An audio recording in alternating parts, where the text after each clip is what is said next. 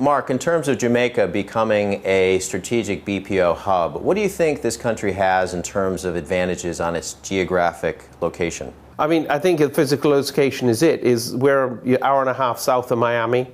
We're the largest English-speaking domain south of Miami as well. We've got an educated population, and we've got tremendous airlift. What do you mean by airlift? The amount of seats, airline seats available from the United States to here. We fly in, we have, I think about maybe 12 different airlines that service Jamaica, and all coming from all the major cities in the United States. So the ability for the client to get here is not a question. And they can get here in an hour and a half, 3 hours out of New York, compared to having to fly overnight and into different time zones. And we are in the same time zone as the east coast of the United States. We'll be an hour out. You guys have daylight savings. We don't. Tell us what Barnett Tech Park actually is. Barnett Tech Park is actually part of the Montego Bay South Master Plan, which encompasses 1,500 acres of the lands the company owns. And it is involved in information technology and BPO outsourcing. It's 48 acres. We have a client, Vistaprint, that has purchased 11 acres and is building their own building there, which is a tremendous vote of confidence for Jamaica and for our ability to give the service delivery, and especially at a more technical end, which is what they do. They're a graphics online company, and they have said that they are very, very happy with the Jamaican employee and their ability to deliver and their creativity. And that's why they're hubbing out here.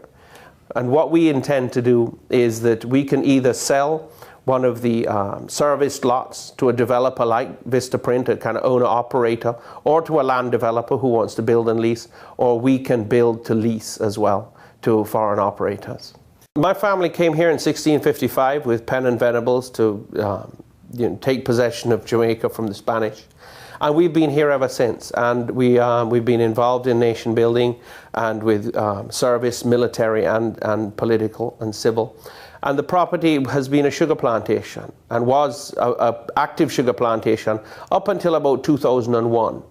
However, urban pressure and also transitions within the sugar industry, the closing of the factories close by, has really made us reevaluate what our potential is to service the country. And given that we're right in Montego Bay, and that Montego Bay is a growing urban center, and also a center for information technology, and also we believe corporate headquartering and international finance.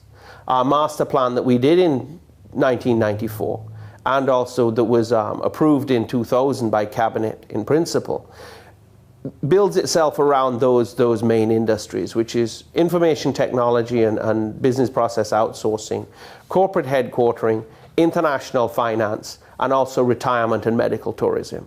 So we're here now at the ground zero of Barnett Tech Park, and Mark, if you could tell us what we're actually standing on. We're actually standing on the Vistaprint site right now. This is where their building is going to be. The entrance will be right there. The main entrance to the tech park is there. And as we look out, we see the development road that goes down, and everything you can see right here will be developed out as information technology and BPO outsourcing buildings and facilities. Okay. And you were talking about a river over, is that west of us? And what's the plan there? Right here is across the road, just east of this site and across the main road, is another about 80 acres that has been earmarked for information technology and corporate headquartering build out. And on the other side of those coconut trees is a river that runs through the property, about 1,200 feet of it, and the plan there is to channelize that river and to develop it with a broad walk on both sides and turn it really into a beautiful central facility and entertainment area for the whole of the Montego Bay South development. And is part of the vision also to have on-site housing or dormitory-style facilities? Yes, we actually, on adjoining property, it'll actually start right on that hillside over there above that excavator, right above that, and it wraps around the corner for 120 acres. is to have on-site residential communities for the operators and also for the out of country management that will be needed to run this tech park and the facilities. So when do they start digging the shovels in the ground right here to build the Vistaprint building? No later, from what I've told, no later than January of 2011, because they plan to go live on January 2012. 12 months. Yeah. Good enough. And we're really looking forward to it. It's going to be exciting to see everything coming up out of the ground and kind of the realization of a vision that the Lord gave us almost 20 years ago. Mark, do you think there's pent-up demand for locating call centers and BPO facilities in Jamaica?